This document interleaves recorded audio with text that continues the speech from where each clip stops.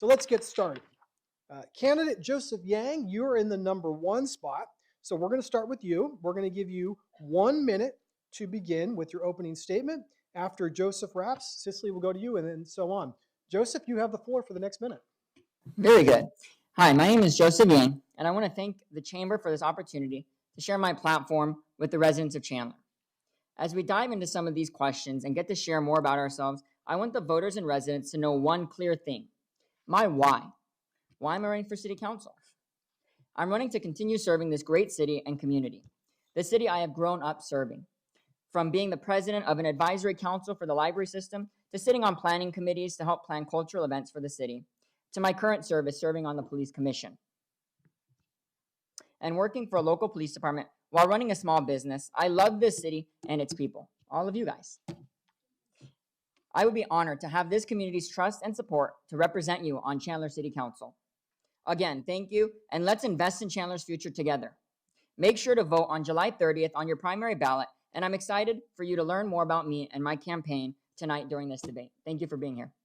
Thanks, Joseph. Well done and right on time.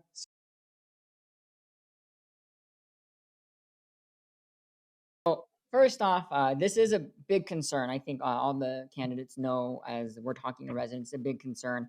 People I've grown up with, and a lot of families tell me that their kids can't afford to live on their own in the city that they've grown up with, and that's a big problem, and that's a big concern to me. I've grown up serving this community, and I'm honored to be able to still live in this community. But there's a lot, like I know Cicely mentioned the RAD programs like that. I would look at supporting those programs and making sure that we do have affordable housing, because when I work for the city, I know that we have. I've talked to a lot of my coworkers, and they couldn't afford to live here. And just like Cicely said, there's police officers that can't live here, and that's a big concern of mine. But I know that we have, Intel has workforce housing, and I'd look at more partnerships like that, bringing in premier companies that can bring in workforce housing and allow their employees to work there, as well as I like looking into commercial and residential, transitioning commercial into residential. And I'd also love to look at investing in student housing is something that I'd like to look at as well. The question we posed to OD was, how are you going to balance the need to increase the housing stock with existing residents who may be skeptical of that? You know, it's all about balance, just like you said. When we look at the housing that the city currently has in the market, it's all about looking at the numbers and trying to find the right balance. I'd have to, unfortunately, I'm sorry, I don't have the right numbers in front of me. Once I look at those numbers, it's all about trying to find the balance while listening to the skeptics and opening up public comment and hearing their concerns. Thanks, Joseph.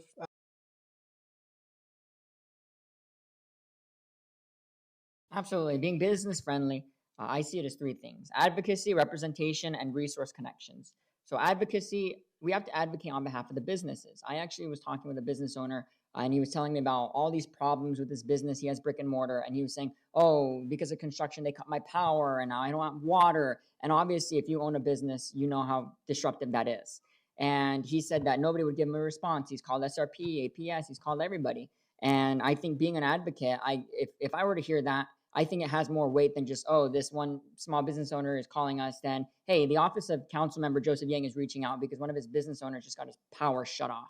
And that's a problem. And, you know, and nobody's reaching back out to him.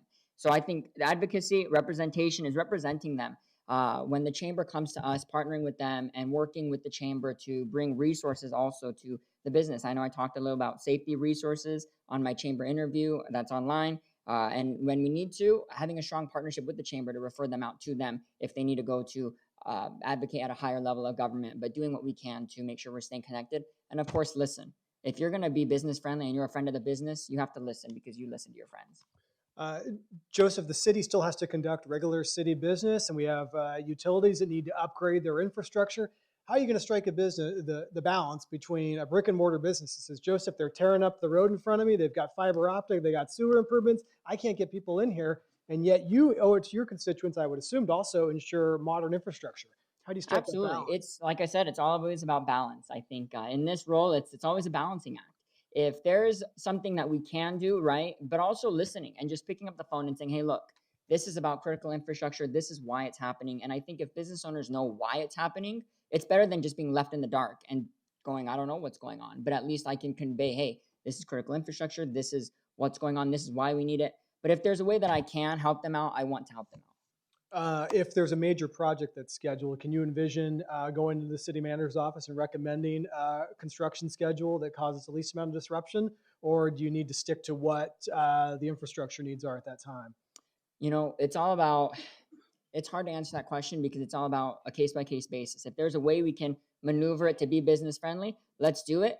If not, I will personally go to those business owners and say, hey, heads up, we've got this construction plan accordingly, because I don't want to burden the city with more work than they need to. Because as a city council member, I am a representative and a cheerleader for the city, as if you so will. And so I will go out there to the business owners and I will say, hey, this is happening. Just make note of it and plan accordingly if you need to. Thanks, Joseph.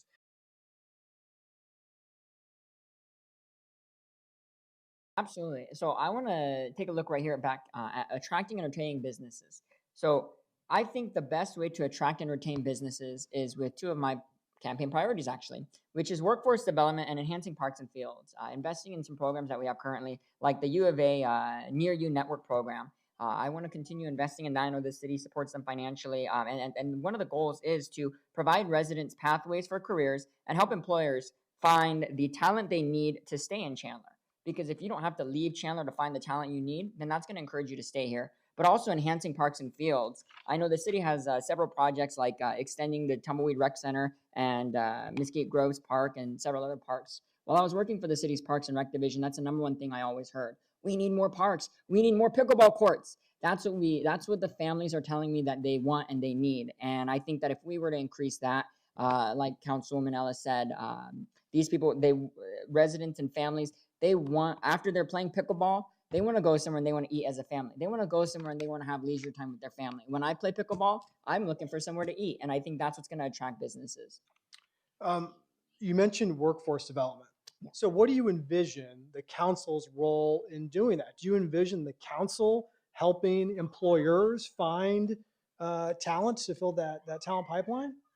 To some degree, I think the best way that we can do workforce development is take some of the programs that we have right now, like the Leaders in Training program, Mayor's Youth Commission, Chandler Police and Fire Cadet programs, all great programs that I've gotten to witness firsthand. Taking those, making them more, drop my pen, making them more robust, and making it a more of a pool for people to look at future employees and start harboring that work ethic and letting the businesses and the chamber know, hey, we're making our CTE programs more robust and we're developing the workforce. Come to Chandler, take a look at our programs, and maybe find a few great future CEOs in our mix. Thanks, Joseph.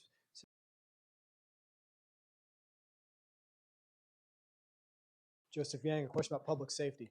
Absolutely. So I think it depends on how you're asking this. So if I think the biggest issue facing the community in terms of public safety is cybercrime. I mean, we're in a new age of crime. You could be cooking dinner for your family downstairs, and your child could be with a predator upstairs online, and you wouldn't even know it. That's, I think, what's the biggest thing that's affecting our community. And I think that the police department is working on various ways to address it. I know they've got various task forces as well. But if you want to ask about what's facing public safety as in the department, I think it's recruiting and mental health. And I know that Chandler is doing a nationwide recruiting. They go to various communities, like Vice Mayor said, and they're going to various states. And I think that continuing that, but also continuing Chandler, investing in our public safety, looking at different things. I know I've been looking at the numbers, and I think that one thing I did mention that I'd be interested in looking into would be getting our own detention facility. Scottsdale, who is a smaller city than us, has their own detention facility, and I've talked to some of the officers there, and they love it. They think it works. It works for them, and it's made their city a hair safer. And I'm interested in looking at stuff like that and always innovating and continually making our police department better. Joseph, would you say that cybercrime is a bigger issue facing this city than things like teen violence or organized retail theft? In my opinion, yes, I do believe that is because you may not even know that it's going on. There are these crimes that are unreported because their children are embarrassed. They're scared. They don't want to report it. And I think that I've talked to and I've gotten to see and get a presentation from the SRO, school resource officers, and they're doing phenomenal work in our schools. They are building connections and making kids feel safe and making kids feel comfortable with coming to them and reporting crimes. And I'm truly impressed by what they're doing. And I think the work that they do in the schools has mitigated some of that teen violence that we're seeing in other communities. And I do think that cybercrime, because it affects everyone of all ages. Thanks, Joseph.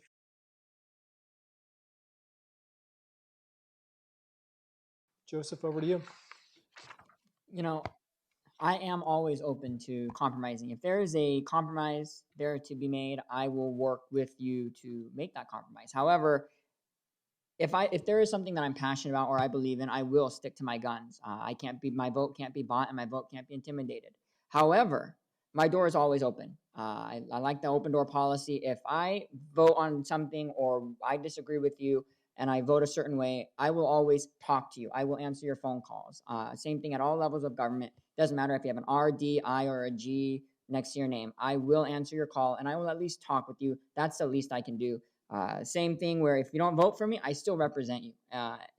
Pending I win, I still represent you, even if you don't vote for me. And the thing about that is there's always a middle ground. We can always meet in the middle. And if we can't, the least I can do is hear you out. That's the least. And I know Councilmember Orlando, when we were voting on the Circle K, he said, you know what, some of you are going to walk out with an outcome that you don't agree with. However, like he said, I will always answer your emails, answer your phone calls, and I'll always talk to you. When it comes to making a determination how you're going to land on an issue, who are you going to seek out for credible information, or how will you weigh competing opinions? Talk to everyone. Talk to, I was always taught that there's three sides to a story. There's the person A, person B, and there's the truth somewhere in the middle. It's all about talking to everyone, the people that don't disagree, the residents of Chandler, and I'm going to use Circle K because I think that's the one that's fresh on my mind.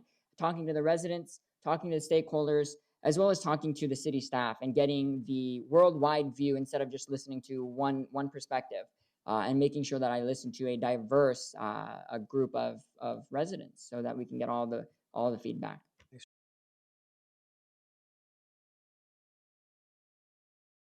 Absolutely. So I mentioned this earlier today. That's why I'm gonna bring this specific one up. But having Chandler have a standalone detention facility for our city, for the PD.